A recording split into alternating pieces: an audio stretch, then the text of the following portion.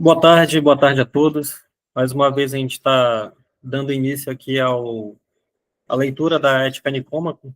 A gente está fazendo essa leitura aqui pelo grupo de Filosofia Antiga, que faz parte do GNFIL, Grupo Nacional de Estudantes de Filosofia, e está eu e o Erison aqui, mais uma vez, dando continuidade a essa leitura, né, da última vez que a gente se encontrou, a gente falou sobre a questão da excelência moral, e a excelência moral, ela é de dois tipos, né, intelectual e moral, e a gente estava tentando descobrir, por meio da leitura, né, o Aristóteles estava examinando ali qual era, se a excelência moral ela era emoção, uma faculdade ou uma disposição, e vimos que ela era uma disposição, né, que a gente vai dar continuidade a essa leitura aqui.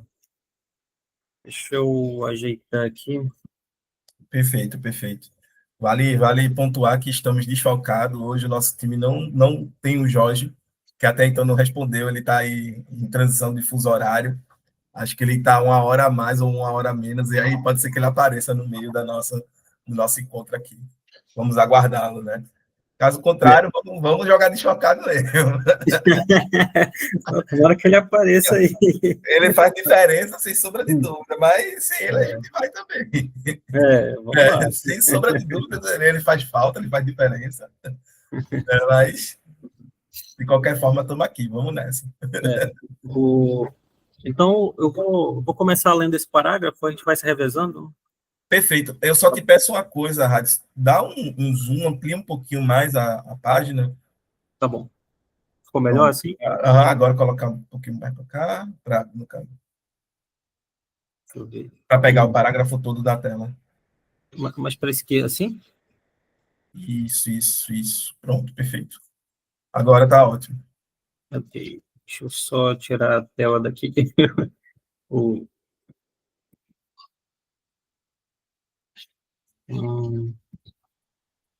pronto, agora vai.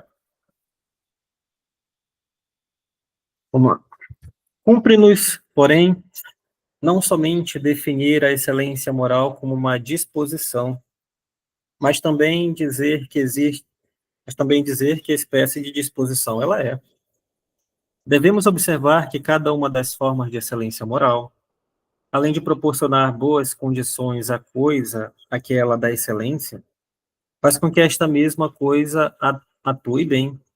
Por exemplo, a excelência dos olhos faz com que tanto os olhos quanto a sua atividade sejam bons, pois é graças à excelência dos olhos que vemos bem. De forma idêntica, a excelência de um cavalo faz com que ele seja, ao mesmo tempo, bom em si e bom para correr e para levar seu dono para sustentar o ataque do inimigo. Logo, se isto é verdade em todos os casos, a excelência moral do homem também será a disposição que faz um homem bom e o leva a desempenhar bem a sua função. É curioso, né? Ele está querendo saber aqui nessa parte aqui que tipo de disposição a excelência, já, como a gente já viu, que a excelência moral é uma disposição, mas agora quer saber que tipo de disposição ela é, né? Exato. Mas é bom saber porque caráter é disposição de agir, né? Isso, Muitas vezes é definido dessa forma. E aí, quando a gente vai falar de disposição moral, seria uma boa disposição de agir, uma boa disposição de caráter, né? Um bom caráter é uma boa disposição de agir, no caso, né? sim, E isso daqui, né, é que talvez venha a colocar, porque esse termo disposição, né, eu não sei como está em grego, eu não sei como pode ser traduzido. O Jorge faz falta, tá vendo, gente? Porque ele sabe grego e aí ele estaria aqui com o exemplar dele em grego da Ética Nicômaco, né? sim, sim. Mas aí eu não sei né, como pode ser traduzido e qual o sentido de disposição aqui, né? Uhum. Deixa eu pegar aqui que eu tenho eu imprimi o livro 2, né, e eu tenho algumas anotações sobre disposição que faz parte da leitura passada, né? Só peguei. Perfeito, perfeito. Né? Aí, enquanto o Hatz vai, a gente lembra que disposição é quase como uma intenção, né? A gente pode muitas vezes confundir com intenção, né? Eu tenho a intenção de, eu tenho a disposição de, né? Mas acredito que Aristóteles ele está colocando esse termo em outro sentido, está empregando ele em outro significado. Não é a mesma coisa, a gente não vai poder confundir, né, ou dizer que é similar à intenção aqui. Né? O Radisson aí trouxe as anotações dele, acredito que vai aprofundar esse ponto. Isso, eu anotei da leitura que a gente fez do próprio texto, né, das semanas passadas, que o próprio Aristóteles dá um significado a esse termo disposição, né, que ele diz que a excelência moral é uma disposição. Aí, o que ele entende por disposição? Ele vai dizer que disposições são estados de alma, em virtude dos quais estamos bem ou mal em relação às emoções. Por exemplo, em relação à cólera, estamos mal se a sentimos violentamente ou praticamente não a sentimos. E bem se sentimos moderadamente, e de maneira idêntica em relação às outras emoções. Aí ele conclui isso dizendo que as excelências morais são disposições, né? Então, são estados de alma em virtude das quais estamos bem ou mal em relação às emoções. E o Aristóteles, ele é muito prático, né? Então, toda vez que quando ele, por exemplo, no livro 1, quando ele fazia uma investigação sobre o que ele entendia por felicidade, aí logo ele dava uma outra informação, aí dava um exemplo prático, né? Aqui ele faz a mesma coisa, ele fala, está querendo saber que tipo de disposição é a excelência moral, já que ele afirma que é uma disposição, mas ele quer saber que tipo de disposição é, só que aqui ele dá alguns exemplos, né? Para a gente poder tentar entender, né? Mas com certeza nos próximos parágrafos ele vai esclarecer isso que ele está dizendo, né? Ele diz assim: devemos observar que cada uma das formas de excelência moral, são várias formas de excelência moral, além de proporcionar boas condições à coisa, aquela da excelência, faz com que esta mesma coisa atue bem. Por exemplo, aí ele dá o exemplo, né? A excelência dos olhos faz com que tanto os olhos quanto a sua atividade sejam bons, pois é graças à excelência dos olhos que vemos bem. De forma idêntica, a excelência de um cavalo faz com que ele seja ao mesmo tempo bom em si e bom para correr, para levar seu dono. Ele é bom, ou seja, ele é bom por si mesmo, né? Mas também ele é útil para o seu dono, que ele leva né, o dono dele para qualquer lugar e defende também do ataque do inimigo, como ele está dizendo aqui. Então, Mas aí é que tá. É como se fosse uma finalidade do cavalo, tá? sim, sim, sim. Uma das finalidades, porque a gente não pode perder de vista que o Aristóteles ele é teleológico, né? No sentido que tudo que existe, existe com um dado fim, né? Com a finalidade. No Sim. entanto, quando a gente está falando do ser humano, a gente também está perguntando, né? Está indagando sobre qual é a finalidade da existência humana, né? E aí vem toda a questão da nossa finalidade ser, né? Né, alcançar isso que a gente chama de eudaimonia, né, que é esse estado de felicidade. Só que isso daí só se alcança na medida que a gente é excelente do ponto de vista moral também, né? Então a gente também tem que ver. Agora, eu achei bem interessante você colocar essa definição de disposição, né, como um estado de espírito, né, como se fosse quase um estado de consciência, que é um termo que a gente fala hoje, não é isso? É um estado de espírito, como é que você colocou aí? Estados de alma em De alma. virtude, em virtude dos quais estamos bem ou mal em relação às emoções. Isso aí é bem interessante, né? Estado de alma e virtude do qual estamos bem ou mal de determinadas emoções. Isso é bem interessante, entendeu? Uhum. Porque hoje, quando a gente vai falar, e eu espero não estar sendo anacrônico aqui, de filosofia da mente, os caras eles falam diretamente de estado de consciência, não necessariamente numa disposição, porque aí é quase a disposição a agir, né? Uhum. Decisões e agir conforme essas decisões que foram tomadas, né? Então é como eu tenho que estar, né, a alma ali, né, é o estado de alma em relação, né, a determinadas emoções, se a gente está bem ou mal diante dessas emoções que vão, né, nos afetar. Isso é bem interessante. Aqui ele dá o exemplo da cólera, né? Aí me veio à mente assim, por exemplo, se a gente está com raiva, né? Se a gente está com raiva, a gente está ali à disposição das nossas emoções, né? Está com raiva, mas só que essa raiva ela pode influenciar negativamente ou positivamente, né? Quantas vezes a gente já ficou com raiva assim, mas aquilo não incomodando tanto, né? A pessoa. ficou com raiva por alguma coisa que ela não gostou, não concordou, né, e deu uma certa raiva, então não incomodou negativamente, assim, né, só ficou com raiva, não trouxe consequências, né, graves, assim, mas agora tem aquela raiva que você sente, né, que você tem que procurar se controlar mesmo, porque senão, né, você acaba fazendo, Bobagem, né? Acaba fazendo bobagem. besteira. E Exatamente. é bom você colocar isso, porque assim, há situações em que pessoas irão tentar te fazer raiva para te ver descontrolado e se aproveitar desse teu descontrole emocional. Entendeu? Principalmente no mundo que a gente vive hoje. Né? Sim. Os caras vão ter pessoas que vão, né, tentar, como se diz aqui, te emputecer, né, te deixar puto da vida, né, para que tu faça alguma bobagem e a partir disso tirar proveito da bobagem que você, né, fez. Então, é muito bom você saber que uma disposição forte de caráter faz com que muitas vezes como posso dizer, essas tentativas de deixar descontrolado emocionalmente falhem, né? Muitas vezes não surte nem nenhum efeito, porque você não é de fato afetado pelo que eles se propõem a fazer, né?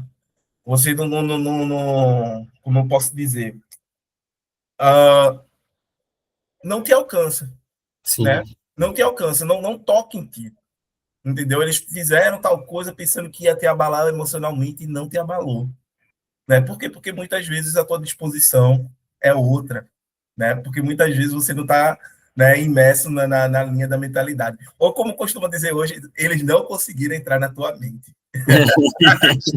É isso aí, exatamente. Os adolescentes falam muito, pô, fulano entrou na tua mente, né, velho? Olha pra aí. Né? Não, eles não conseguiram entrar na tua mente. Tem uma outra expressão aí que eu vi também, deixa eu ver se eu lembro.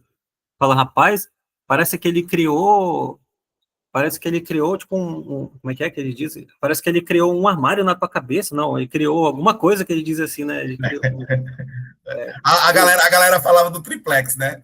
O é, cara alugou um triplex na cabeça do cara, pô, acabou. é, isso, Não, é, mas significa que conseguiu entrar na mente do cara, né? Conseguiu conseguiu, exatamente. abalar ali as estruturas, né, emocionais dele, né? Enfim, né, causar algum tipo como é que eu posso dizer, algum tipo de reação que ele gostaria, né, que a pessoa tivesse, entendeu? Sim, são artimanhas que muita gente, quando ela não gosta de alguém mesmo, ela tenta desestabilizar a pessoa, né? Então, ela tenta pegar, nem que seja um pouquinho assim, do conhecimento que ela tem sobre a pessoa, né? E tenta desestabilizar a mente dela, né? Ou falando mal da mãe da pessoa, ou da esposa, ou de algum parente, ou então tocar em algum outro tema bem sensível, né? Fazer a pessoa perder o controle e quando não, às vezes ela, para tentar conseguir aquilo que ela quer, ela tenta desestabilizar a própria família da pessoa, que dizem que casa dividida, né? É complicado, né? Então, Exato. eu já vi filmes assim que as pessoas elas tentavam botar uma certa divisão assim, na família, na casa, que era para as pessoas brigarem entre si e depois ela tentar se sobrepor, né? Ficar lá em cima e os outros ali distraídos, ela chegar lá e conseguir aquilo que ela quer, né? Assim, eu estava lembrando aqui, tu falou uma coisa interessante, né? Quando eu estava falando sobre a questão do cavalo, que ele, né, que a ética aristotélica ali, ela é teleológica, tem uma finalidade, né, para o cavalo ali. E eu estava lembrando, ontem, hoje, eu estava relendo o texto um da Ética Nicômaco, aí eu lembrei de algo que eu li lá, né, que a gente chegou a ler também, que Aristóteles ele diz assim, que há diversas finalidades, mas nem todas são finais, né? Por, Sim, por exemplo, qual a finalidade da medicina? A saúde, né? Só que, e qual a finalidade da construção naval, anal, da estratégia Vitória? Mas só que são várias finalidades, mas nem todas são finais. O que ele entende por final? Quando aquela, o que é que ele vai dizer? Quando existe algo que tem um fim em si mesmo, né? Eu não preciso de uma outra coisa para, não precisa de nada mais, né? Só aquela ali já basta. Então, que é justamente o que ele entende por eudaimonia, que tem um fim em si mesmo, né? Que ela é algo que ele considera final, assim, Sim, o sim. propósito da vida humana, né? E isso daí também passa até pelos tipos de ação que ele descreve, eu acho que é no primeiro capítulo ainda, no primeiro livro, né, que existe a ação, a praxis e a poese, né, que são ações que têm um fim em si mesmo e ações que têm um fim fora de si, né, e, e aí, se eu não me engano, né, é o que? A praxis, ela tem um fim fora de si, não é isso? E a poesia é que tem um fim em si mesma. Não, é o contrário, na verdade. É o contrário, né? Ótimo, é bom saber isso para a gente não se confundir, né? Então, É, tipo, a praxis tem um fim em si mesma e a poesia tem um fim fora de si. Ou seja, para que eu faço, sei lá, né, um sanduíche, né, para matar minha fome, né? é, Para que eu faço, sei lá, um suco para matar, né, minha vontade de tomar suco e etc. Né? Mas para que, por exemplo, eu, né, contemplo filosoficamente determinados conceitos, determinadas ideias, né? Pelo próprio prazer da contemplação, né? Então, existem ações que têm um fim em si mesma. E aí é que tá, né? A felicidade, ela também teria um fim em si mesma, porque ela também seria um ato. A gente não sim. pode esquecer disso, né? Eu queria até falar com o Jorge, porque né, ele falou sobre a eudaimonia, e aí eu fiquei daquela, pô, será que a eudaimonia, né, ela não seria uma ação, né, uma ação que tem um fim em si mesmo, né? Mas aí o Jorge não está aqui para a gente perguntar, mas já fica aqui, né, porque Mas, está sendo gravado, aí o Jorge vai dar, eu tenho certeza, a gente vai mandar o vídeo para ele e o Jorge vai responder lá para a gente, se não aqui, em outro vídeo posteriormente, né, mas vai responder lá no grupo. mas a eudaimonia, ela tem um fim em si mesmo, ele considera isso, o Aristóteles. É, Ela tem um fim em si mesmo, então ela é uma ação, ela é um ato. Ela também é um ato, um conjunto de atos, por assim dizer. Ela é uma ação, um conjunto de ação. é, assim, o Aristóteles, como eu posso dizer, ele diz que a eudaimonia é, como muitos tradutores, né, eles traduzem a expressão a felicidade, né? É, e ser feliz é uma ação, será? Não no sentido de ser feliz igual a gente entende, né? Porque, por exemplo, uma criança para Aristóteles não é feliz.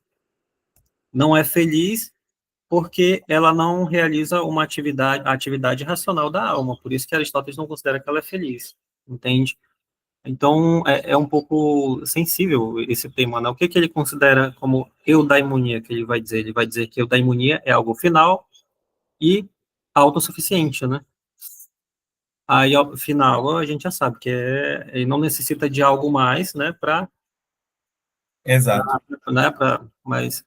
mas ela tem um É fim em si quase, mesmo. é quase o Hegel falando, né? Em si, por si, né? E É, para si. O Hegel lá falando da consciência, né? é, O sujeito é em si, né? É em si, para si, e aí vai, é. né?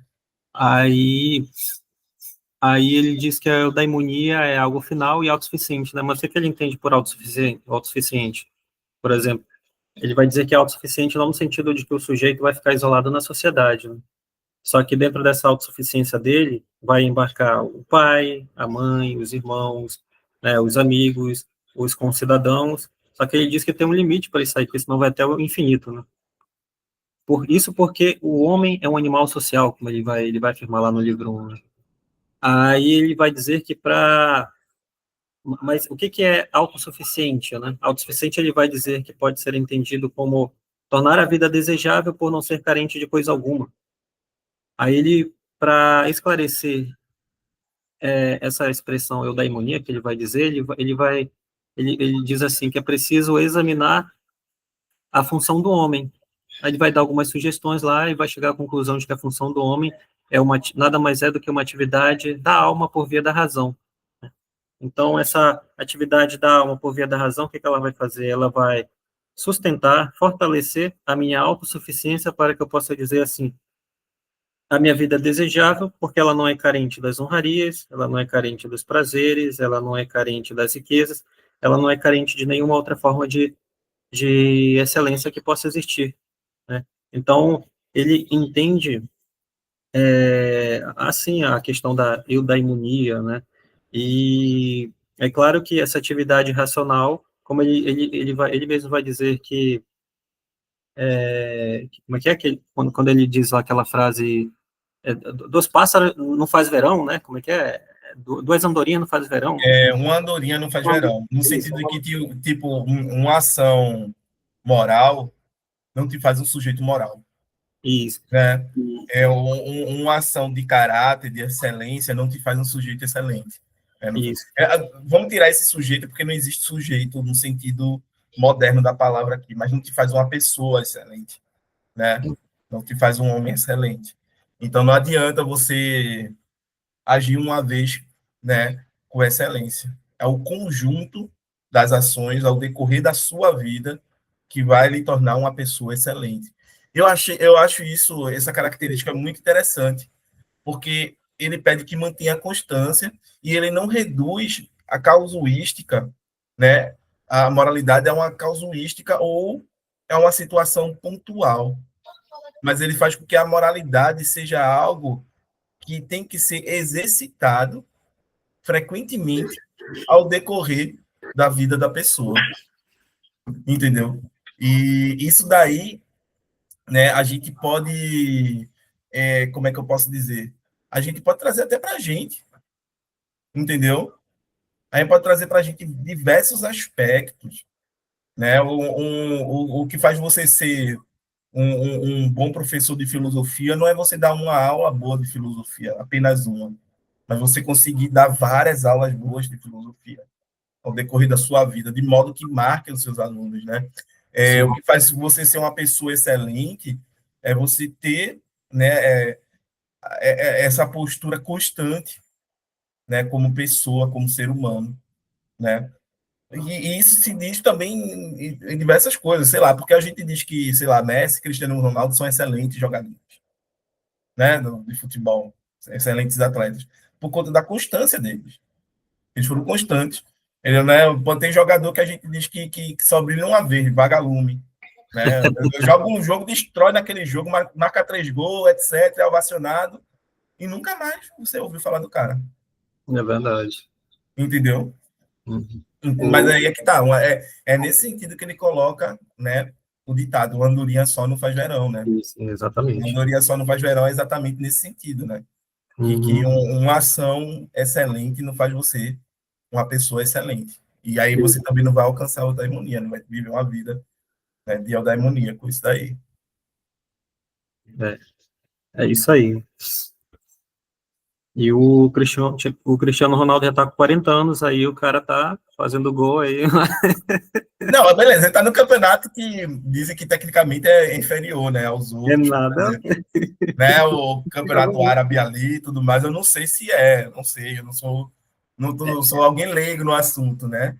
Ele É, não tá jogando na Europa com os caras ali que estão em alto nível de desempenho, né? Dizem que se ele jogasse na Europa ele seria banco, muita gente fala é, isso, é nada. Olha só, ele né? no ele ele atua na seleção de Portugal também, um país europeu. Ou seja, ele continua fazendo gol por Portugal, entende? Então só aí você já quebra um pouco esse negócio. Ah, tá jogando em time lá das Arábias lá, se fosse um campeonato europeu, qual é? Né, o Portugal é um país europeu. Então, assim, eles estão competindo ali, né, no mesmo, os jogadores, né, no mesmo campeonato, ou então quando a seleção Portugal disputa com outras seleções, a maioria desses jogadores são jogadores europeus também, né, então eu acho que isso é mais essas falácias aí do povo que gosta mais do Messi ou não gosta do Cristiano Ronaldo, não sei, né, eu tenho alguma coisa contra o cara lá.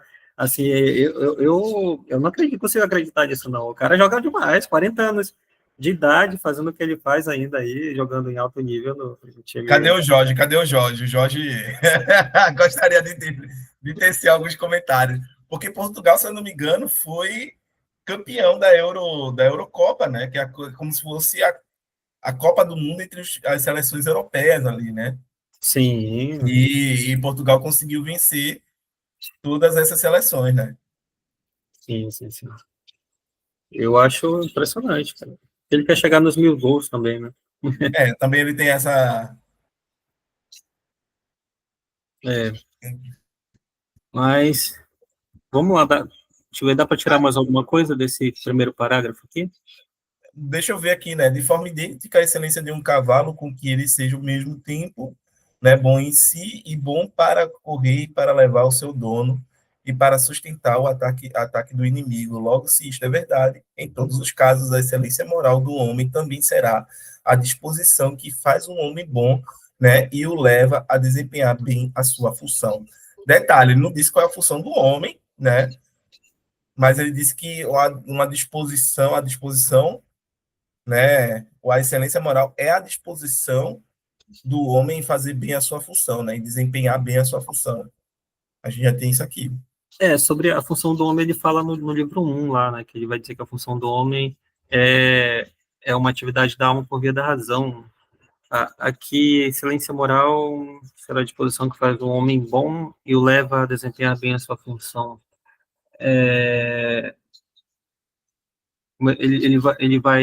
diz também lá no livro 1 que a função do governante, né, do governante daquele, quando ele está se referindo à ciência política ali, é fazer os seus súditos serem bons, né, ele também faz essa afirmação aí, desempenhar bem a sua função na polis, faz um homem bom e o leva a desempenhar bem a sua função. Isso me lembra Platão, né? Uhum. Ih, rapaz, o Jorge deve estar em Munique, que ele mandou uma mensagem aqui. Deve estar o quê? Ele só respondeu Munique, eu acho que ele está em Munique, ó. Danou-se. Acho que é Alemanha, Munique, se não me engano. Tá na Alemanha ele. Tá na Alemanha, cara. Eita, cara. Ele mandou até foto lá, ó. Ah, então é por isso que ele não. Ah, meu irmão, você pode estar na Alemanha, né? Ele é de Coimbra, ele é professor de Coimbra. Ele é professor aposentado, né? É, aposentado aí. Se não me engano, é Coimbra mesmo. Coimbra. Ah, é por isso, então, ele não tá aqui, gente. Olha, tá justificado, né? A falta dele aqui. Mas vamos lá, vamos avançar, né? Vamos lá.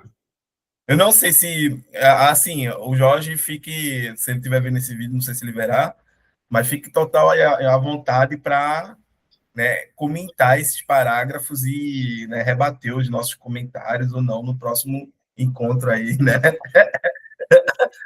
Será interessante, será interessante. É.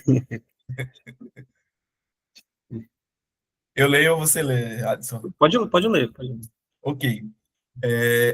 Já dissemos como isto acontece, mas o exame subsequente da natureza específica da excelência moral tornará esta noção mais nítida. De tudo que é contínuo e divisível, é possível tirar uma parte maior, menor ou igual, e isto tanto em termos da coisa em si, quanto em relação a nós. E o igual é o meio termo entre o excesso e a falta.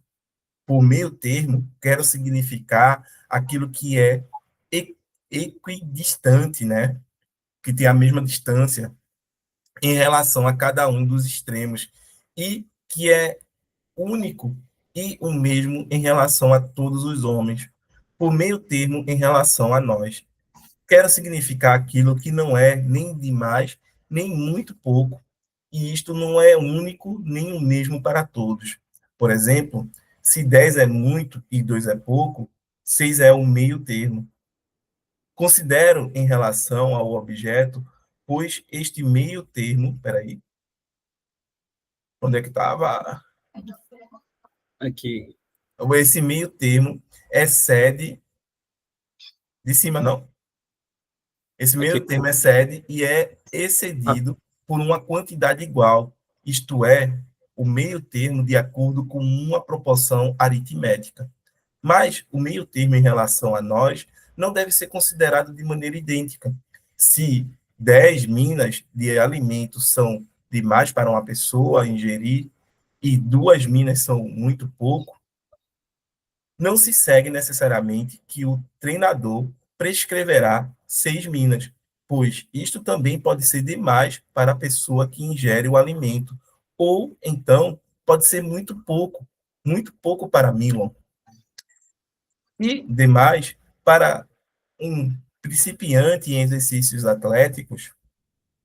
Acontece o mesmo com o tempo de corrida e de luta. Sendo assim, um mestre em qualquer arte evita o excesso e a falta, buscando o preferido, o meio termo, buscando e preferindo o meio termo.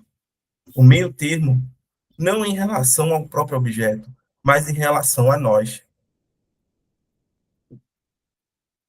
Se é assim, então, que toda arte perfaz satisfatoriamente a sua função, procurando o meio termo e julgando suas obras segundo este padrão.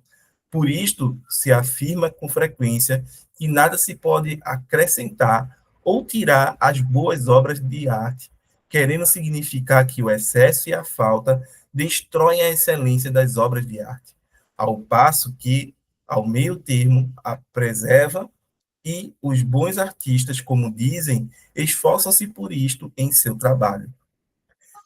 E se, além disso, a excelência, da mesma forma que a natureza é mais exigente e melhor que qualquer arte, então a excelência deve ter a qualidade de atingir o alvo do meio termo. Estou falando da excelência moral, pois é esta que se relaciona com as emoções e ações, e nesta há o excesso, falta e meio termo. Por exemplo, pode-se sentir medo, confiança, pode baixar, desejo, cólera, piedade e, de um modo geral, prazer e sofrimento, demais ou muito pouco.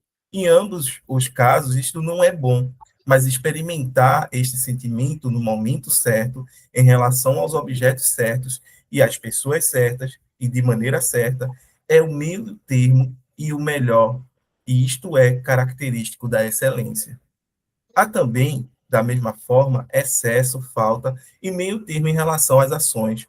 Ora, a excelência moral se relaciona com as emoções e as ações, nas quais o excesso é uma forma de erro, tanto quanto a falta, enquanto o meio termo é louvado como um acerto. Ser louvado e estar certo são características da excelência moral. A excelência moral, portanto, é algo como a equidistância, pois, como já vimos, seu alvo é o meio termo. Ademais, é possível errar de várias maneiras. Com efeito, o mal pertence à categoria do limitado, segundo a imaginação dos pitagóricos, e o bem à categoria do. Desculpa, porque aí não deu para ler tudo ainda. A categoria do limitado, né? E o bem à categoria do limitado. Peraí, o mal pertence à categoria do limitado e o bem à categoria do limitado. Não tem nada do ilimitado aí, não. Que é uma coisa estranha. Mas vamos terminar esse parágrafo. Ao passo que só é possível acertar de uma maneira, também por esta razão, é fácil errar e difícil acertar. Fácil errar o alvo e difícil acertar nele. Também é por isto que o excesso e a falta são características da deficiência moral. E o meio termo é uma característica da excelência moral, pois a bondade é uma só, mas a maldade é múltipla. Olha Nossa! a frase do cara, olha a frase do cara, meu irmão. Boa, Aristóteles, boa, boa. Né? A bondade é uma só, né? Mas a maldade é múltipla. É múltipla. É por isso que o Platão dizia assim: o difícil não é fugir da morte, o difícil é fugir da maldade dos homens, ele dizia. Não deixa de estar certo, certíssimo, né? Com certeza. É, é, agora, sim, né, vamos lá, esse parágrafo é gigante, tem muita coisa para falar sobre ele, né? Mas o ponto central é a ideia do meio termo que está sendo inserida aí, que está sendo colocada, né? Que vai dar, obviamente, a como é que se diz? Vai dar origem, né, à virtude da moderação, né? Nenhum excesso, né, mas também não a falta, né? Nem de mais nem de menos. Eu tenho que ter uma relação aqui de equidistância, uma relação, né, que me permita encontrar a medida certa, para falar, né, no termo dos nossos dias, a medida certa das coisas. E isso, em relação às emoções, ele deixa bem claro que é em relação às emoções e às ações.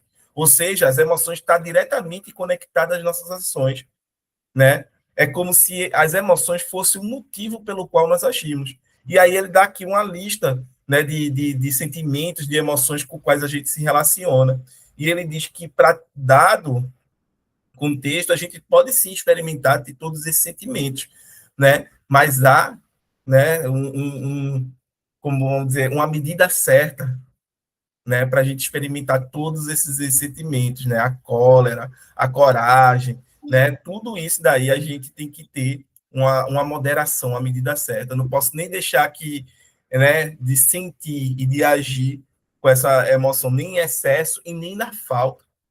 Eu tenho que encontrar o meio termo ali, eu tenho que encontrar a equidistância, né, entre essas emoções que ele acabou listando aqui, entre outras que, obviamente, a gente também vai. Mas é bom, porque, ao contrário de todos os outros que a gente vai ver posteriormente, né, principalmente na modernidade, o Aristóteles está dizendo que a gente tem que suprimir as nossas emoções, que a gente tem que deixar de sentir, né, em outros termos. Ele está dizendo que a gente tem que sentir e tem que ponderar, e tem que, entendeu? Encontrar o meio termo ali, encontrar a medida certa para agir corretamente, né? Obviamente que eu posso me sentir indignado, obviamente que eu possa me sentir, né, furioso, mas em quais proporções, né, eu posso me permitir isso? Na proporção de, sei lá, pegar um carro e sair atropelando todo mundo no meio da rua, não dá. Né? Aristóteles, obviamente, não diria isso. Mas na proporção que, sei lá, eu venho elaborar um discurso, uma fala que contagia todos os outros diante de um absurdo, entendeu? E põe todo mundo a se mover contra aquele absurdo que aconteceu, parece ser algo que é mais coerente, entendeu? Então, isso daqui é algo que a gente tem que parar assim para refletir, tá? O Hades está refletindo aí, pode falar, Hades. Eu tô, você fez um bom resumo, né, de tudo que a gente leu. Aí eu estava tentando, tava lembrando aqui de algo que eu li, e também quando ele tenta procurar um meio termo, faz essa proporção, ele utiliza uma proporção aritmética, né? E eu estava lembrando do livrão que eu estava lendo hoje, e ele chega a falar sobre algo abstrato, uma abstração. Eu deixei o texto bem ali que está falando. Quiser Que ele, pegar é sem problema. Quiser pegar para olhar só alguma deixa eu pegar. anotação, é sem problema, porque, assim, muitas vezes essas ideias a gente está ainda maturando, entendeu? E isso faz parte de um grupo de estudo, tá, gente? Para quem não está habituado, faz muito parte. Ah, eu estou lendo tal coisa, eu estou maturando tal ideia. E é assim, entendeu? Eu já li esse livro um do Aristóteles já umas 5 vezes. Toda vez que eu leio, eu encontro algo diferente, acredito. A gente está lendo o livro 2 aqui, né? Tá ali no início ali, mas eu sempre volto no texto um porque é difícil você entender um texto filosófico. Eu estava assistindo um vídeo um dia desses sobre sabe, não sei se tu já ouviu falar naquela obra intitulada A Filosofia a Partir de Seus Problemas, do Mário Ariel González Porta. É um uruguaio, um autor uruguaio. Aí ele estava falando como é que ele escreveu esse livro, né? Que ele chegou aí para a Alemanha, chegou aí para... Ele é do Uruguai, né? Chegou para a Alemanha, chegou para outros países, mas quando chegou aqui no Brasil, ele se viu essa necessidade, ele viu que tinha uma necessidade de escrever sobre isso, né? Porque era algo que ele falava, repetia sempre. Então, quer saber? Como eu repito isso sempre, o tempo todo, para os meus alunos, eu vou escrever sobre isso, né? Então, a filosofia a partir dos seus problemas. Será que é os problemas de quem está lendo? os problemas da filosofia, que a filosofia enfrenta, a própria filosofia enfrenta, né?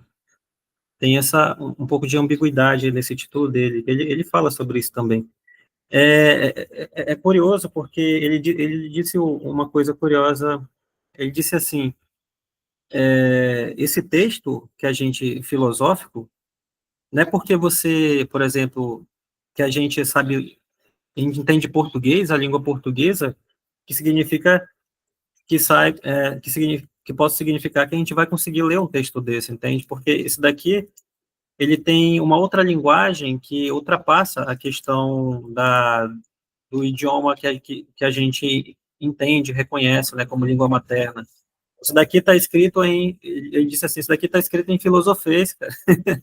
Está escrito em filosofês, entende? Então, uma pessoa que, por exemplo, que não estuda filosofia, é claro que tem aquelas que são gênios, né? Tem gente aí que é fora de série, mas uma grande maioria que não estuda filosofia, que se pegar um texto desse aqui não vai compreender, né? Porque nesse texto tem toda uma cultura, né, de alguém que viveu há 2.500 anos atrás, tem toda uma maneira como ele enxerga a vida, a maneira como ele conversa com a própria tradição dele, entende? Quando ele cita poetas aqui, como já no texto 1 ele cita o Príamo, né, que é aquele cara lá que ele foi procurar o corpo do filho dele, né, o pai do Ulisses, né, Primos, que o Aquiles levou, saiu puxando o corpo do filho dele. Então ele cita que muita gente que faz parte e que é dito lá nas poesias dos gregos, né, então não é um texto fácil, assim, então muitas vezes eu me deparo com alguns conceitos, aí eu fico, poxa, eu já li isso, mas eu nunca tinha ter parado para refletir sobre isso, né, então isso daqui eu já tinha parado para pensar sobre isso, mas eu não havia entendido muito bem, assim, eu havia entendido de maneira superficial. Ele diz assim, o homem feliz, isso é do livro 1 ainda, o homem feliz, portanto, deverá possuir o atributo em questão e será feliz por toda a sua vida, pois ele estará sempre, ou pelo menos frequentemente, engajado na prática ou na contemplação do que é conforme à excelência. Da mesma forma, ele suportará as vicissitudes com maior galhardia e dignidade, sendo como é, verdadeiramente bom e irrepreensivelmente tetragonal. Eu estava tentando lembrar essa expressão tetragonal que me fugiu. Então, o próprio Aristóteles aqui, ele deixa muito claro que ele tem influência pitagórica também, entende? De Pitágoras. A questão dos números que ele já colocou aqui já como sendo meio termo, né? Já trouxe algo da matemática aqui para os escritos dele, procurar o meio termo de tudo, né? Da coragem, a covardia, né? A coragem é o meio termo, né? Entre a covardia e a temeridade.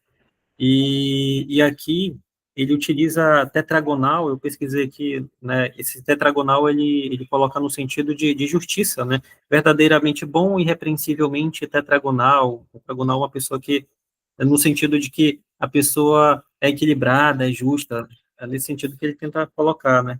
E aqui também ele coloca, cadê? Uma proporção aritmética, mas o meio termo em relação a nós não deve ser considerado de maneira idêntica. Se 10 minas de alimentos são demais para uma pessoa ingerir e 2 minas são muito pouco, não se segue necessariamente que o treinador prescreverá 6 minas, pois isto também pode ser demais para a pessoa que ingere o alimento, ou então pode ser muito, muito pouco para Milon. Deixa eu ver aqui a parte que ele está falando sobre, que ele cita o Pitágoras, né?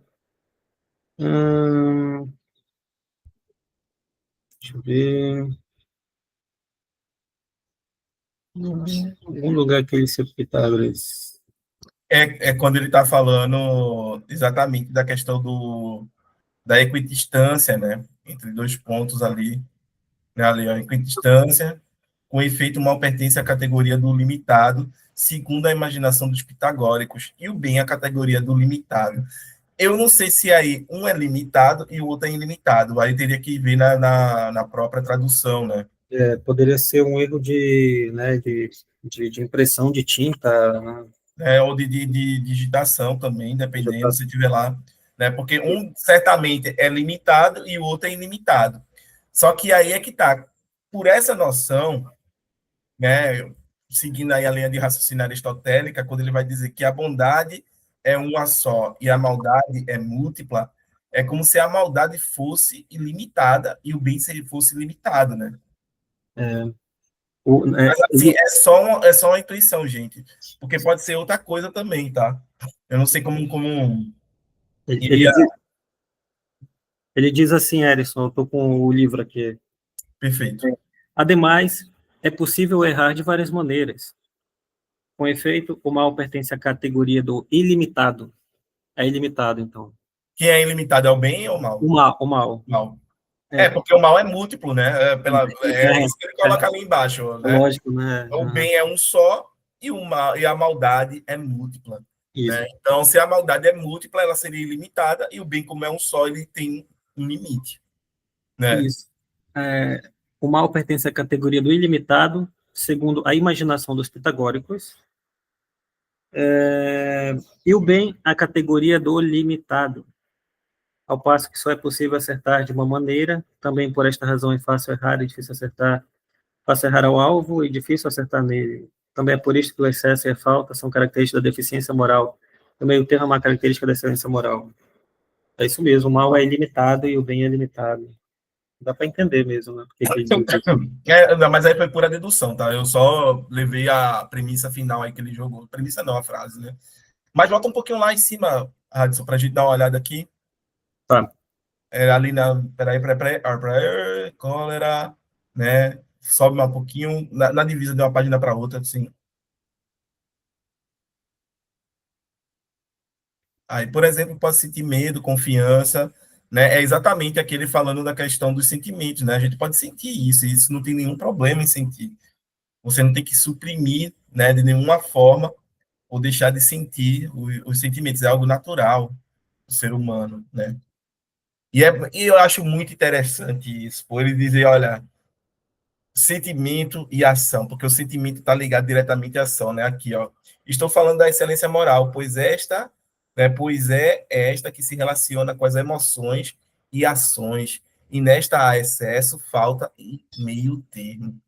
Ou seja, a excelência moral, né, de alguma forma, ela está ali, né, se relacionando com as emoções e ação. E aí, isso é interessante demais, né? Porque a gente não sente, ou melhor, a gente não pensa vontade de agir. A gente sente vontade de agir. E sentir é do âmbito das próprias emoções, né? Das emoções, das paixões, etc. Muito bom. Sim. Aí, uma parte do Aristóteles que eu acho bem interessante, né? Aí ele volta aqui, ora, a excelência moral se relaciona com as emoções e as ações, nas quais o excesso é uma forma de erro, tanto quanto a falta, né? Enquanto meio termo é louvado como um acerto. Ser louvado e estar certo são características da excelência moral. Ou seja, é a moderação, né? A excelência está no meio termo, na moderação. A moderação talvez seja a virtude central de tudo, né? Nem o excesso nem a falta, porque tanto o excesso quanto a falta, né, são erros do ponto de vista moral, entendeu? Isso daí é bom, muito bom. E se a gente parar para ponderar, né, se é para refletir direitinho, a gente vai ver que boa parte das bobagens, né, das coisas que as pessoas fazem de errado, que a gente faz de errado, né, seriam evitáveis se a gente parasse, né, e moderasse as nossas ações, moderasse os sentimentos, entendeu? Moderasse, né, o que a gente vai fazer. Se a gente consegue encontrar, né, a medida certa, esse meio termo, entendeu? Sei lá, 90% das coisas erradas que a gente faz, ou que as pessoas fariam, seriam resolvidas aí. O Hum, que tu acha, Radisson? Ou você acha que tem pessoas que agem de forma errada, de forma, como posso dizer, usando a medida certa? né? Como é que Fazer é? o errado usando a medida certa aqui, não. A medida certa do errado, agora vamos lá. Né? A gente vai fazer a filosofia. Aí ficou meio confuso, né? Fazer, fez o errado, mas na medida certa. Eu Né? acho que tem uma expressão que é parecida, que ele diz assim, eu errei tentando acertar, né? Será isso aí? Não, ok, aí é outra coisa, né? O cara tentou acertar e acabou errando. Né? É, Mas veja que ele tinha uma intenção, que era acertar, entendeu? Agora, assim, nesse daí, o cara tem a intenção de fazer o errado, só que ele utiliza a virtude da moderação para errar. olha, é, ele pode até tentar, mas ainda está errado, né? Né? Se for, ele pode seguir o mesmo princípio aí do meio termo, mas errado não deixa de ser errado, né? Complicado, né? Acho que não dá para ir por esse caminho aí, não, né? Eu acho que se a gente for tentar seguir esse argumento, né, de fazer o errado seguindo o meio termo, acho que é tentar justificar aquilo que a gente está fazendo de errado, né, assim, e tentar, eu acho que usar de uma dialética erística, né, que o pessoal costuma dizer, para poder fazer isso. Mas o que eu tava pensando aqui, Erison, você consegue ver alguma coisa de prático, de atual, nisso tudo que o Aristóteles ele diz, é porque a minha vida toda, eu sempre defendi a ideia que Platão, Aristóteles, por mais que eles tenham vivido há mais de 2.500 anos atrás, eles ainda assim, é possível visualizar, vislumbrar aquilo que eles falam, né, as ideias deles, atualmente na sociedade, né, algumas coisas. Só que eu vejo assim que muitas coisas dá para fazer isso, mas muitas coisas também não dá, né? Então eu fico o tempo todo nessa tentando ver a praticidade daquilo que eles falam. Eu acho que muitas vezes, por exemplo, a questão da felicidade hoje em dia, da eudaimonia para a gente, eu estava até pensando sobre isso. Acho que não tem como a gente dizer que isso é atual, né? Porque, por exemplo, ele não considera uma criança feliz porque ela não age, né? Ela não tem como uma atividade a razão, né? Não tem, o que é compreensível, porque criança é ingênua, né? Ela acho que nem precisa ter, né? Não, Mas, assim, ela não hã? tem nem a intencionalidade, ela não tem conhecimento suficiente para isso, entendeu? Sim, que para ele, os fatos da vida, né, que você obtém, que eu e você obtemos por meio da experiência, né, a criança não tem isso. Mas, assim, tem outras coisas com relação, por exemplo, a desejo, a emoção, a meio termo, tudo isso, eu acho que dá para a gente fazer, enxergar como sendo algo até mesmo atual, né? Porque nós temos desejos, né? Seja o desejo de comer uma comida, ou de beber um vinho, ou de ir para festas, para balada, tudo isso, ou se deixar levar por esses, pelos prazeres, né? E você deixar de ter justamente o meio termo e deixar os seus próprios desejos te dominarem, né? Ou até mesmo começar a usar droga e vender, assim, né? Por aí vai, mas assim, eu acho que dá para ver, né, nessa questão assim uma certa qualidade do que eles falam, né? É porque assim, a gente tem que colocar, né, que a prudência, né, ela vai derivar da moderação, né? Ou ela vai ser uma virtude muito próxima do que a gente chama de moderação, porque quem é prudente também é moderado, né? E a gente sabe, né, que, por exemplo, no nosso código de leis, um cara que, por exemplo, bebe e vai dirigir, se ele for pego, ele é preso, não porque ele necessariamente cometeu um crime, que ele matou alguém, prejudicou alguém ou qualquer coisa do gênero, mas pelo fato de ele ter sido imprudente de colocar a vida dos outros em risco e a própria vida, né? Porque a gente sabe muito bem que a bebida alcoólica, né, ela produz um efeito no nosso organismo que faz com que os nossos reflexos sejam retardados, né, sejam, assim dizer, atrasados, né, no que se diz a imediaticidade das circunstâncias, né, ou seja, né, aconteceu alguma coisa ali, ele precisou desviar com o carro, ele não vai ter o mesmo reflexo que teria se tivesse sóbrio, né, por estar ébrio, por estar embriagado ali. Então ele acaba sendo punido, né, não por necessariamente ter cometido o crime, mas, né, por ter matado alguém, prejudicado alguém, atropelado, etc., mas por ter sido imprudente, né? E isso daí é muito, se a gente parar, né, para pensar, é muito aristotélico, porque que ele está dizendo, olha, você tem que ser prudente no trânsito, né? Você tem que ser prudente na hora de pegar um carro, porque você pode sim, né, conforme as circunstâncias se venham a se dar, você pode sim tirar a vida de uma pessoa, entendeu? Principalmente se você for imprudente, principalmente se você não poderá, né? Se você não tiver, por assim dizer, a medida certa das coisas, da tomada de decisão, da velocidade, etc., né? Da sinalização, né, na hora de dobrar uma esquina e aí vai. Né? Então, tudo isso daí tá ligado um pouco também ao Aristóteles. E, assim, existem também outros tantos aspectos. Ele utilizou aqui, né, a questão do atleta, né? Um atleta, ele não pode se alimentar de forma imprudente também. Ele não pode se alimentar de qualquer forma. Entendeu? É. Ele tem uma alimentação específica, né, para poder impactar na performance dele enquanto atleta. Entendeu? Se ele deixa vamos dizer assim, de cumprir essa alimentação, ele acaba prejudicando essa performance. Né? A gente sabe que principalmente nos nossos dias,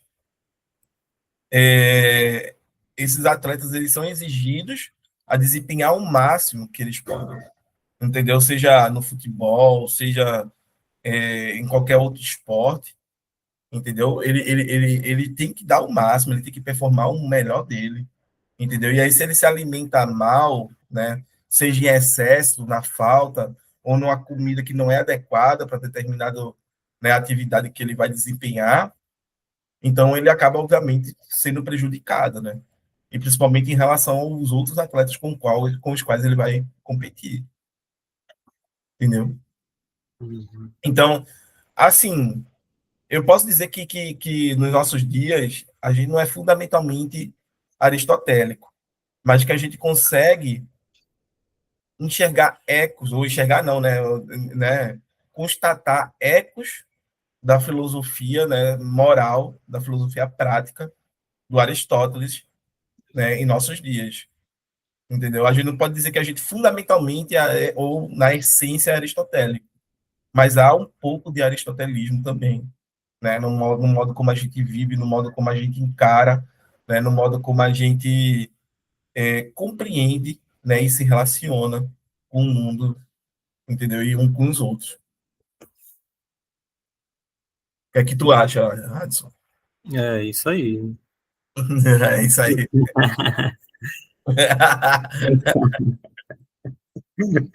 Eu espero que o Adson viesse discordar. É nada disso, falou bobagem. Não, sobre alimentação de atleta, né? Assim, tem, tem, você trouxe exemplos práticos, né?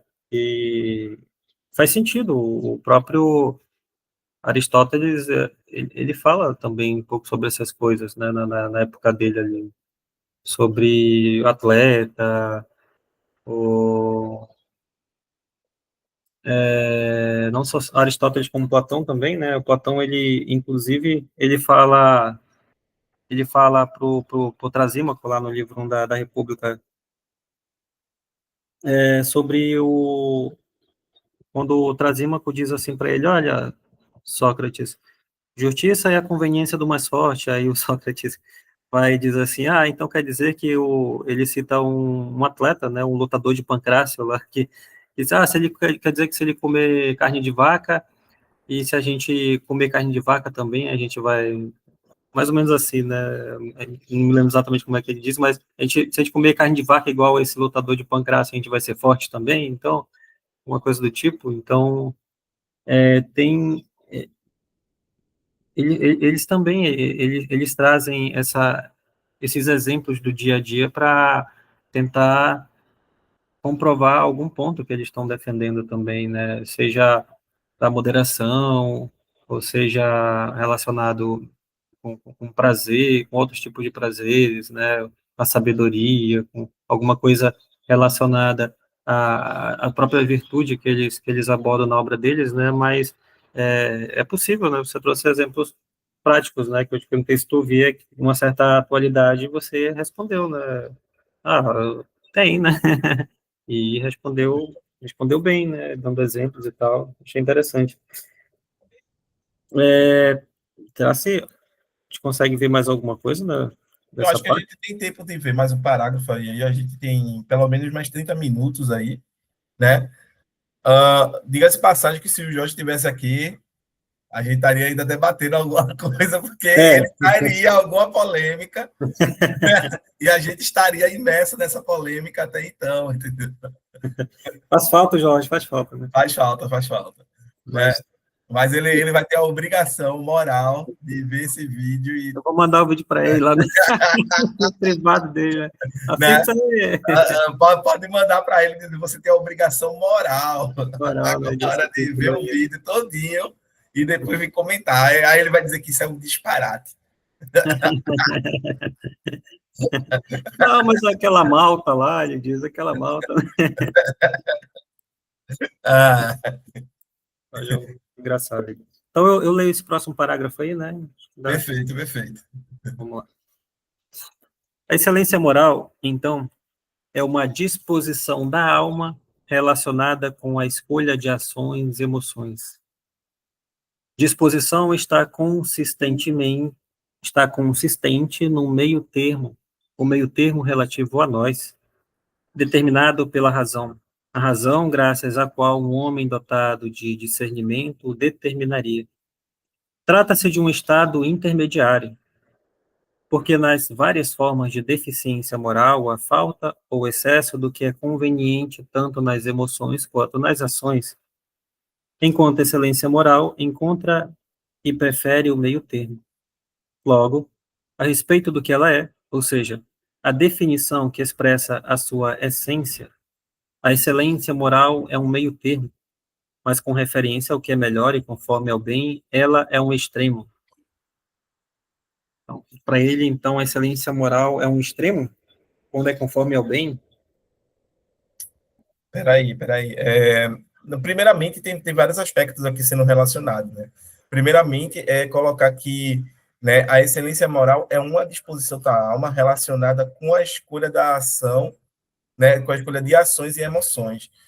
Eu não sei se a gente pode escolher as emoções, isso é algo né, que a gente tem que colocar. Eu não sei se ele está dizendo que a gente escolhe as ações conforme as emoções que a gente tem ali, né, em disposição, né? E aí, a disposição esta consiste no meio termo, né? Meio termo relativo a nós, determinado pela razão. E é bom que a gente coloque isso daqui, né? Esse meio termo é determinado pela razão, então a gente já colocou, tem uma disposição moral que vai se relacionar com as ações e emoções, certo? Mas que é determinada pela razão. Então a razão já começou a entrar aqui na contabilidade, né? No cálculo moral. É para a gente entender que isso daqui é complexo, tá, gente? A gente tem pelo menos 4 fatores já envolvidos. O quê? A gente tem uma disposição que se relaciona com emoções e ações, certo? E que né, é, querendo ou não, moderada pela razão. Temos 4 fatores aqui, né, que estão intrinsecamente relacionados, ok? Aí ele vai continuar, né? A razão graças à qual um homem dotado de discernimento o determinaria, entendeu? E é esse o ponto, ok? A gente consegue discernir as coisas, diferenciar, né? Trata-se de um estado intermediário, porque nas várias formas de deficiência moral há uma falta ou um excesso. Tem que sempre lembrar isso. O que é deficiência moral né? Uma deficiência moral para Aristóteles, né? É uma falta ou um excesso. Entendeu? Excelência moral significa você encontrar a medida certa, o meio termo, a equidistância entre os pontos, ok? Porque nas várias formas de deficiência moral, há falta ou excesso do que é conveniente, tanto nas emoções quanto nas ações, enquanto a excelência moral encontra e prefere o meio termo, né? Ou seja, eu posso preferir o meio termo, mas se eu não tiver discernimento para encontrar esse meio termo, não adianta nada eu preferir. Ou seja, eu preciso de um quê de racionalidade para encontrar esse meio termo, para chegar a esse discernimento, entendeu? Então, ó, é por isso que eu estou dizendo, disposição de agir está relacionada com emoções e ações, e essa disposição ela é moderada pela racionalidade, por esse discernimento. Temos 4 fatores aqui envolvidos, implicados, certo? Logo, a respeito do que ela é, ou seja, a definição que expressa a sua essência, né? A excelência moral é um meio termo, mas com referência ao que é melhor e conforme ao bem, ela é um extremo, né? A excelência moral ela é um extremo no sentido de conforme que é o bem, né? Porque o bem consiste exatamente nessa moderação, né? Lembre-se que por Aristóteles o cosmos é harmônico. É harmônico porque não tá, nada existe nem em excesso e nem na falta, certo? Tudo existe exatamente na proporção que tem que existir. Tudo existe de modo, né, a estar harmonizado ali. E talvez essa seja a forma de harmonizar as disposições, né, de agir do ser humano e também as emoções. Entendeu? Mas isso ele Uma forma diz, de harmonizar a gente, em outras é, palavras. só que isso quando ele serve para quando ele diz que é o meio termo, né? Só que ele diz assim, conforme ao bem, a excelência moral é um extremo. Será que não é? Porque primeiro ele defende o meio termo, nem o excesso, nem a falta, nem o excesso. Ele diz que a excelência moral fica ali no meio termo, ela prefere o meio termo. Mas quando é conforme ao bem, né? Ele diz que a excelência moral é um extremo. Ela não é falta, ela é extremo, ela é excesso, né? Mas agora, será se ela no quando é conforme ao bem, ela é extremo? Será se é no sentido de que para fazer o bem nunca é demais? Será se é esse o sentido? Entende? Mas aí é que tá, né? Ele logo no parágrafo seguinte, ele já começa ali, nem mais, nem toda ação ou emoção admite o meio termo, pois algumas delas têm nomes, é isso mesmo, tem nomes nos quais já está implícita a maldade. Esse é o ponto. Se lembra que eu falei, será que eu posso aplicar a moderação para fazer algo errado?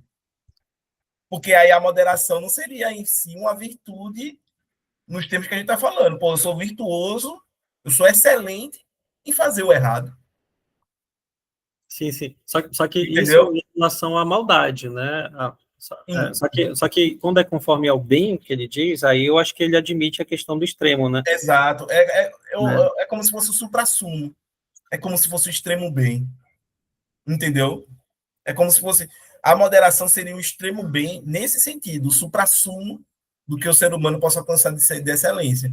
Só que a gente tem que lembrar que nem todas as ações são ações qual a gente pode, né, ou que admite, no caso, como ele está colocando aqui, né, o meio termo, que a gente pode utilizar a medida certa.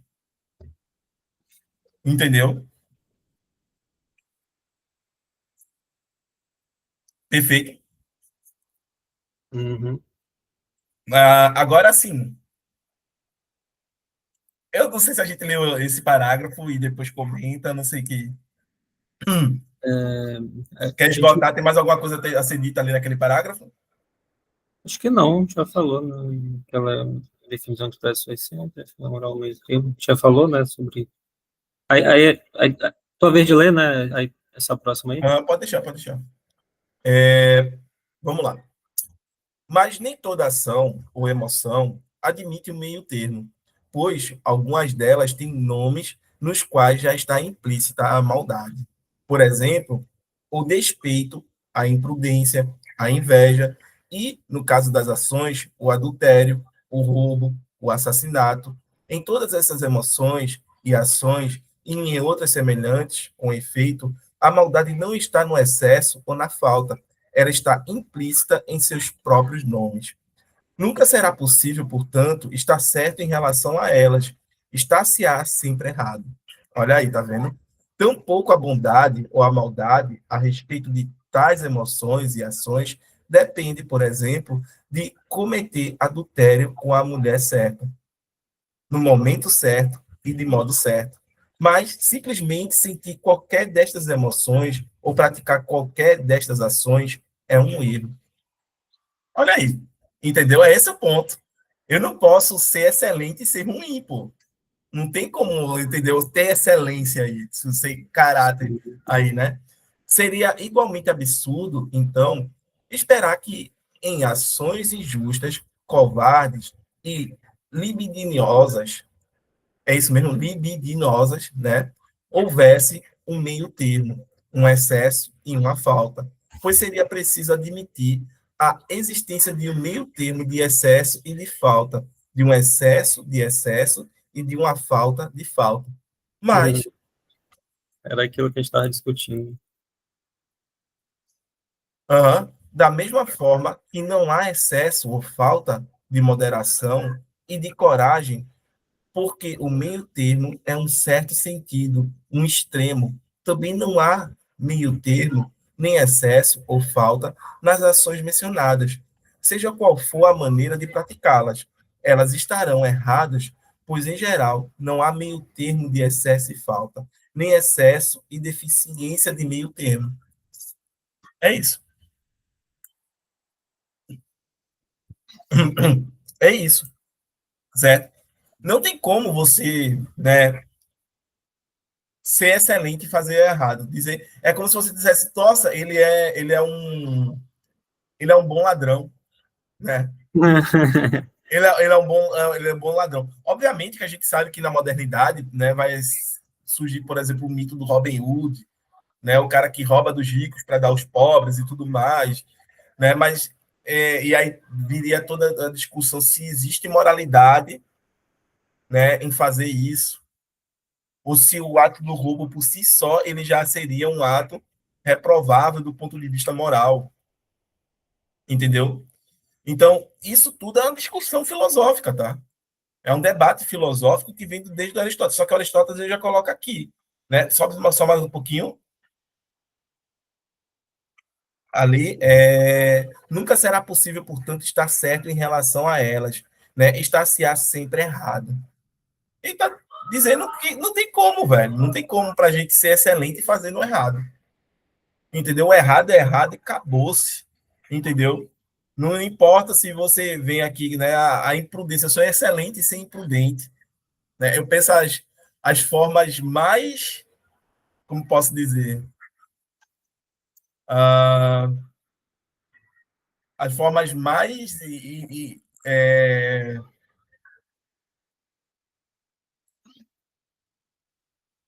não me vem à mente, mas vamos imaginar que tem um roubo, por exemplo, o assassinato, né, o adultério. Ele não está dizendo olha, do ponto de vista moral, isso aqui está errado, velho. Não tem como. São ações que, por si mesmas, elas já são erradas. Né? Ele fala aqui da questão de nome. O nome já traz consigo, né, já está implícita a maldade. Né? Eu não diria que um nome, mas a definição, a própria definição do ato em si mesmo já traz o errado, do ponto de vista moral. E aí a gente não tem mais como ser, né? Eu não posso usar a prudência, por exemplo, para cometer o adultério. Entendeu? Sim. Não, vamos ser prudente, né? A gente está aqui, né, traindo, mas a gente vai, como é que se diz? Vai utilizar todos os subterfúgios para não ser vistos juntos, para não, né, não revelar o ponto de encontro, coisa do gênero, né? Que para que as nossas, né, o adultério em si não se dê, ou no caso do roubo, por exemplo, entendeu? Que é a mesma coisa. Então, isso aqui é uma discussão bem filosófica e bem interessante, tá? Mas é por Sim. aí. Não tem como a É, gente ser excelente fazendo errado. Esse é o ponto. Não tem como ser moral fazendo o que é imoral, né? sim, sim, sim. É, é como ele disse, né, que para ações boas ele admite, né, uma excelência, ele admite um meio termo, mas só que agora quando se trata para maldade, né, aí ele não, o próprio nome já o condena, né, o próprio nome da maldade, do adultério, né, todo mundo já sabe o que é adultério. O roubo, o próprio nome, né, já tá implícito ali a questão da maldade ali. Só que isso que ele está dizendo aqui é para eu acho que ela se encaixa em uma situação normal, né, do dia a dia, entende? Ele deixa tudo muito claro, né? O que é bom, o que é mal, né? Então, o que é bom, eu até admito que haja excessos, né? Só que agora com o que é mal, não. O que é mal não pode seguir esse caminho. Agora, você citou a questão do Robin Hood, né? Ele rouba dos ricos para dar para os pobres, Exato. E né? aí, seria moral, né, o cara fazer isso? Olha, se a gente for analisar quem são os ricos de quem ele rouba, né? Acho que roubo é roubo e é errado em qualquer lugar, né? Independente. Mas só que veja, olha só, os ricos que ele rouba são aqueles ricos que exploram o próprio povo, que eles deveriam defender, né? Eles exploram, eles matam, eles assassinam, eles fazem atrocidades com pessoas indefesas, né? Principalmente mulher, assim, não que elas sejam indefesas, né? Mas assim, geralmente quando você tem um determinado poder, você se sente no direito de fazer aquilo que você Para quer. pegar, Eu pra digo pegar quando você um exemplo bem foi atual no nosso injusto, né? país, o roubo no INSS. Bom, Né? plenamente A galera roubou não sei quantos bilhões, isso, 7 bilhões de aposentados, gente. De gente isso, desculpa, tem gente que é aposentado que não tem nem ensino médio, ou seja, ele não sabe nem que ele está sendo roubado ali. Gente que vive com salário mínimo, entendeu? Um salário mínimo que é, assim, o nome diz que é mínimo, mas é um salário que faz com que a pessoa, muitas vezes, não consiga chegar ao final do mês tendo que comer, entendeu? Tendo que comer. Aí vai lá, esses caras e roubam dessas pessoas. Eu me pergunto, digo, beleza, se a gente rouba desses caras e distribui esse dinheiro para essa galera que foi roubada, a gente estaria fazendo correto ou fazendo errado? Né? Eu me pergunto sobre isso. o problema é que esse dinheiro, por exemplo, do INSS, é o dinheiro do povo, né? É o dinheiro do povo. Assim, se esse dinheiro fosse roubado para ser distribuído ao povo, olha, sinceramente, eu não veria mal nisso, não, porque está apenas devolvendo aquilo que faz parte do povo, né? Embora isso seria contra a lei, porque existe uma hipocrisia danada aí, né? Eles podem roubar, mas se alguém roubar eles, então vai ser preso, vai para cadeia, né? Então, assim, já teria um certo problema aí.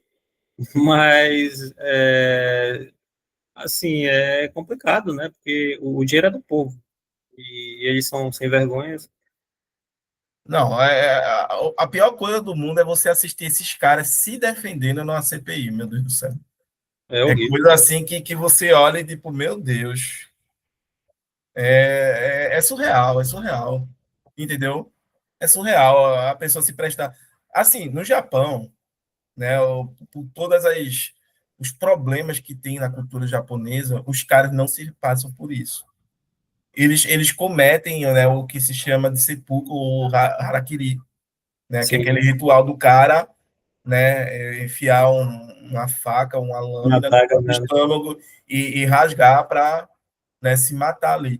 Por quê? Porque os caras eles sabem que a dor, a desonra, né, a vergonha é muito mais dolorosa do que fazer passar por aquilo. Entendeu? É como se existissem valores que estão acima da própria existência da pessoa. Entendeu? Valores que são superiores ao meu existir. Entendeu? Porque houve um momento no tempo em que eu não existia. e haverá um momento no tempo em que eu não existirei, mas esses valores continuarão existindo. Sim. Entendeu? Então, O, então quando você para fazer essa referência, né, os caras lá, quando são pegos, eles fazem isso até hoje. Aqui os caras ficam com essa cara de, né, eu não vou utilizar os termos chulos, mas ficam com essa cara, né, lavada, cara de pau, entendeu? Mentindo descaradamente, entendeu? Não, mas eu tenho uma foto aqui, eu tenho um vídeo, eu tenho uma gravação. Não, mas só pode dizer, não, mas esse não sou eu, é um sósia, entendeu? Não, mas você não, mas aqui não é sua assinatura, não. Isso aqui não. Aí pegou no seu celular, pegou aqui. Entendeu? Isso aqui não é você falando, não. Não, alguém pegou meu celular e falou por mim. Ah, pelo amor de Deus, velho. Entendeu? É melhor cometer um harakiri do que fazer um negócio desse. Entendeu? Então, é, é aquela coisa que você para analisar, certo? Que são ações que por si só elas são ruins. Entendeu? E depois o cara, parece que a pessoa não pensa nas consequências, não. Ela acha que nunca vai ser descoberta, entendeu? Que vai cometer o crime que ninguém nunca vai descobrir, que vai sair ileso para sempre e tá tudo certo. Não não, é assim que as coisas ocorrem, não, cara. se fosse na época do Japão ali, em que os espadachins, né, os guerreiros lá, Samurais, os os samurais. samurais, né, eles viviam sob a honra, né, questão da honra, fazendo questão de viver uma vida honrada, e se ele se desvirtuasse, se o caminho dele fosse desvirtuado, né, e eles se cometesse esse procedimento aí, né, eu acho que seria muito, muito bom, assim, se, né, digamos, essa questão, você vê a questão da honra, né, por esse lado, assim. Só que o problema é que a própria cultura, embora seja japonesa ou chinesa, coreana, asiática, seja ainda muito tradicional em relação ao ocidental, só que a própria cultura deles sofreu mudanças, entende? Então, são poucos, não são, acho que a maioria, são poucas as pessoas que ainda admitem esse tipo de comportamento, esse tipo de cultura, né, de honra e tudo mais. Por exemplo, hoje em dia é normal, eu já vi isso muito na sociedade coreana. É normal o político, ele, por mais que, vamos supor que ele não fez nada de errado, aí o rival político dele arma alguma arapuca para ele, arma uma situação em que ele cai, né, ou esse rival dele, político, inventa alguma situação e diz para o povo assim, né, olha, povo, o político tal fez isso aqui de errado. O povo, eles têm uma consciência coletiva, moral lá, que é pesado, cara, é muito pesado, assim, em relação a que a gente tem aqui. Porque todo mundo sabe que os políticos não valem nada, né? Agora lá, por exemplo, eles não querem saber se o cara fez ou não fez. Eles vão partir para cima do sujeito, meu irmão, e a pessoa vai ter que renunciar ao cargo dele, entende? Porque eles vão fazer de tudo para derrubar o cara. A própria população, eles vêm dessa maneira, eles não param para analisar ou para investigar, para querer saber se o cara fez ou não fez algo de errado. Alguém falou lá, comentou que o cara agiu de maneira errada, então ele já automaticamente já se torna culpado. Eu já vi isso muitas vezes. E eu já vi empresas falindo na Coreia, em que o cara faliu, aí o investidor que perdeu o seu dinheiro, né, que ele tinha investido na empresa, a empresa faliu e perdeu o dinheiro dele. Como ele não podia cobrar do pai, ele foi cobrar do filho. Assim, foi bater lá na casa da pessoa lá, viu que estava só o filho lá, você me roubou, você vai ter que devolver meu dinheiro, não sei o quê, não sei o quê. Aí o coitado do filho, por viver nessa cultura, né, moral ali Rígida. muito rígida, exatamente. Então ele vai se sentir na obrigação de querer pagar a dívida do pai dele, entende? Assim, vai ter dois empregos, vai ter três empregos, vai sair da escola, vai não sei o quê, porque ele se sente na responsabilidade de pagar a dívida que o pai De dele saldar teve. essa dívida, né? Exatamente, ele herdou a dívida do pai dele, né, ali. Então, tem muito disso também, do pessoal ir cobrar os filhos que não tem nada a ver, coitado, não tem nada a ver, É mas ele aquela não, coisa, né? O filho não pode pagar pelos crimes que o pai cometeu, com pô. Game certeza, over. é, Entendeu? Tipo, o que você cometeu foi o pai. Entendeu? O filho não tem nada a ver com isso. Não faz o menor sentido. Não faz o menor sentido. Entendeu?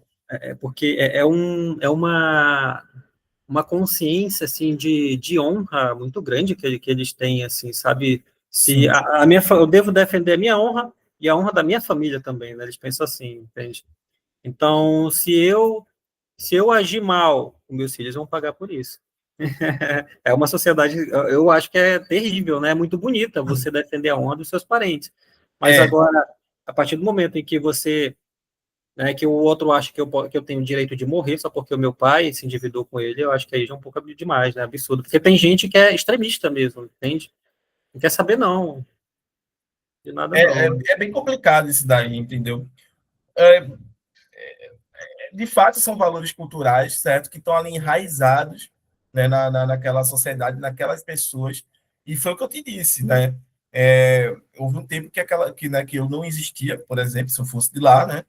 E haverá um tempo que eu não existirei. E esses valores continuarão existindo, entendeu? Então é como se eu fosse maior, ou melhor, os valores fossem maior do que minha própria vida, do que minha Sim, própria existência, entendeu? E isso daí sei lá, velho, é algo que a gente tem que parar para refletir mesmo. Será que existem valores maiores do que a nossa própria vida, ao ponto de a gente, né, ter que sacrificar a própria vida em função desses valores, né? eu lembro do cristianismo, né? O cristianismo pega muito isso, né? Assim, Só que o cristianismo, o valor supremo do cristianismo é o sacrifício, né? O sacrifício que Cristo fez por todos nós, né? Eu me lembro do filme até hoje, do filme do Constantino. Constantino, não sei se tu viu esse filme já. já vi. Muito bom, né? Que quando ele morre lá, o diabo vem buscar ele, né? É incrível, é incrível. Né? E aí Deus chama ele pro céu, né? Colocando ele pro céu e ele indo pro céu, fazendo uma gesticulação aqui com a mão pro diabo. Hum, Aí o diabo para e eu não entendi porque ele tá indo pro céu. Aí ele lembra o valor supremo, o sacrifício, sacrifício. né? O valor supremo do cristianismo. Mas aí Uhum. é que tá, né? Até dentro do cristianismo existe algo que é superior à própria vida, né? Sim, Né? Até o cristianismo tem disso, né? O Nietzsche vai dizer que o cristianismo muitas vezes chega a desprezar a vida humana, né? Em virtude desses valores. desprezar a vida humana. É, Não, porque a vida de verdade não é essa. Essa daqui é uma passagem para outra vida. mas, por exemplo, desprezar a vida humana em que sentido? Em que você vai matar a si mesmo? Porque isso daí o cristianismo ele vê Não. esse tipo de atrocidade como uma atrocidade, né? No sentido que você muitas vezes abdica de viver esta vida em virtude de outra. Mas a partir do momento em que você abdica de viver esta vida em função de outra, você está abdicando da sua própria vida e não a vida do outro, né? Não, eu sei. Mas aí já não está mais relacionado diretamente com a questão do sacrifício. Entendeu? Tá muito relacionado no sentido de negar a vida. Porque para o Nietzsche, e Ah, sim, sim. obviamente que ele não está falando que essa geração entende, né? É, a vida é aqui e agora. Não tem outra coisa além do aqui e agora. Entendeu? A vida é isso que está posto aqui. E daí vem toda aquela ideia de amor fati, né? De amar o fato, de É, afirmar, né? Tudo que está sendo, né? Ali dizem, posto e a partir disso agir, transformar, é, entendeu? di- dizem que o pai do Nietzsche era pastor, né? Então, quando o pai dele morreu, então ele ficou meio revoltado, né? Então, assim, entende? Revoltado até demais, né? Meio revoltado é Um tiração de pouco, onda né? ali. Assim, o que ele fez na história da filosofia, ele simplesmente pega todo mundo, desde Platão e Sócrates, e diz que está errado, É, tem uma visão diferente, né? entendeu? É bem interessante isso daí. Mas, enfim, digressões em cima de digressões, que é que nos resta aqui? O que é que nós temos? A gente só ver se ainda tem mais alguma coisa no parágrafo que a gente leu, né? Deixa eu ver. Extremo também meio termo, etc.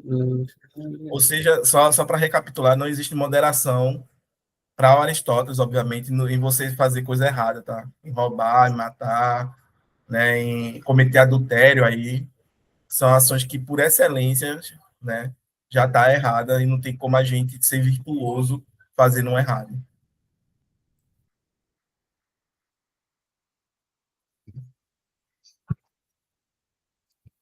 Acho que a gente já comentou tudo, né? Deixa eu ver, bondade. Se o Jorge tivesse aqui, ele diria que a gente não comentou tudo, algo que a gente não enxergou ainda. Ah,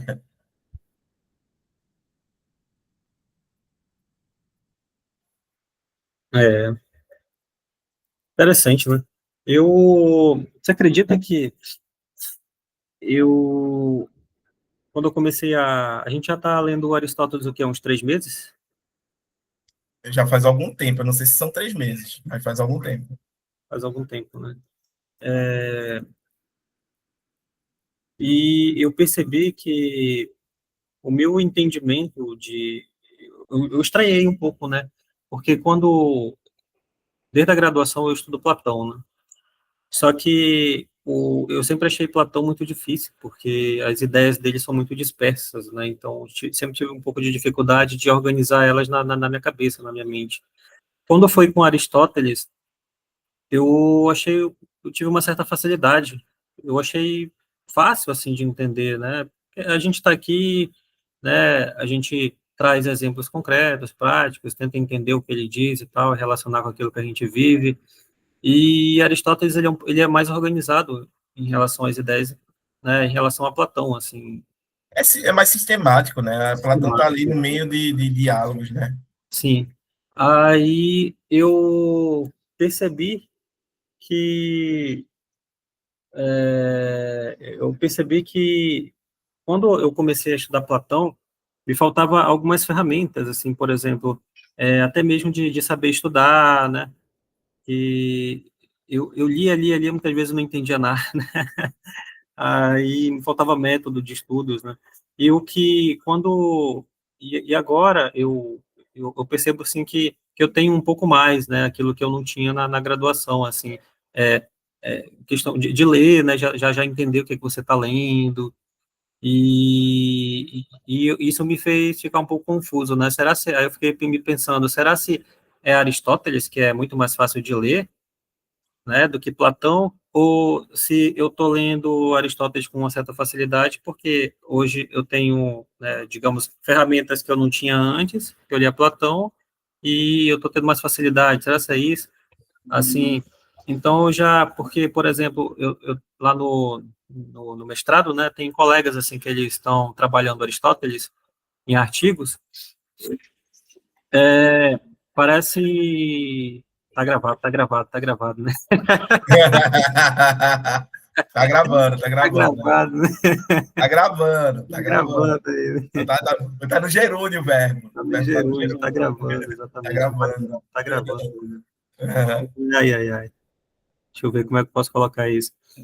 Assim, eu consigo perceber uma certa facilidade, assim, né, nessa questão do Aristóteles. É complicado, assim, né? Por isso que eu estava até estranhando, porque quando eu cheguei e procurei ler o livro 1 da Ética Nicômaco na graduação, eu não entendia realmente nada, né? Toda arte, toda indagação, assim como toda ação, todo propósito, visam um bem, né? Então tinha uma dificuldade danada para entender o que isso significava, o que significa para o Aristóteles. Aí a gente já está aqui no livro 2, né? Tem uma certa facilidade, né? De compreender muitas coisas aqui. Mas, mas é isso, assim, já te ocorreu com Kant ou com algum outro autor, isso? Não, Essa, assim, é porque a gente vai alcançando uma maturidade, né, teórica, intelectual, entendeu? Eu acho que é um pouco dos dois. O Aristóteles, ele escreve, ou ele é mais sistemático, e para mim, né, eu me sinto mais atraído pelas ideias do Aristóteles. Eu concordo mais com Aristóteles do que Platão, não que eu não discordo do Aristóteles, certo? E também porque quando você, querendo ou não, passou por um Platão, entendeu? E vai para um Aristóteles, você já traz essa carga. Você já não é mais aquele cara que está aprendendo, né, os termos básicos, as questões, os problemas filosóficos que estão sendo ali abordados. Você amadureceu intelectualmente falando, né? E isso também vai te ajudar a ler melhor determinado autor, entendeu? Então, eu poderia dizer que é um conjunto de fatores e não um único fator que incide sobre isso, certo? Então, é o Aristóteles também, e aí você se sentir mais, né, atraído pelas ideias, né, pela argumentação dele, pela forma de exposição que ele traz, mas é também você pelo fato de você ter, né, amadurecido intelectualmente. É esse conjunto de fatores, certo? O que é que tu achas aí, Hudson? Eu acho que é isso. Aí pode encerrar o vídeo. É isso aí. Galera, obrigado aí por ter ficado até agora. Ó, ainda tá rolando lá, né, a nossa campanha de doação, certo? A gente ainda tá precisando de uns R$ 200 para poder continuar gravando os vídeos e postando no YouTube. Eu espero aí que quem possa contribuir com R$ 10, R$ 20, R$ 50, até os 200, ajude a gente aí, certo? Muito obrigado. E é aquilo, reforço sempre o convite a vir participar dos nossos grupos de estudo, tá? Seja aqui o grupo de filosofia antiga, que a gente está lendo a Ética Nicômaco de Aristóteles, ou o nosso grupo de filosofia da moral e ética, que a gente está lendo a Crítica da Razão Prática do Kant lá, né? O Hadson também está lá, é uma empreitada incrível, né? Ainda assim é difícil, né, Hadson? Anos e anos que a gente estudando filosofia, ainda assim é difícil a gente lidar, né, com esses autores. Mas é isso. Muito obrigado. Cheiro no coração. E amanhã tem grupo de filosofia moral e ética, né, do Genefil, comigo lá, com o Hadson, com a Laís, com a galera todinha lá, né? A gente lendo a crítica da razão prática. Guardo vocês, hein? Valeu. Valeu.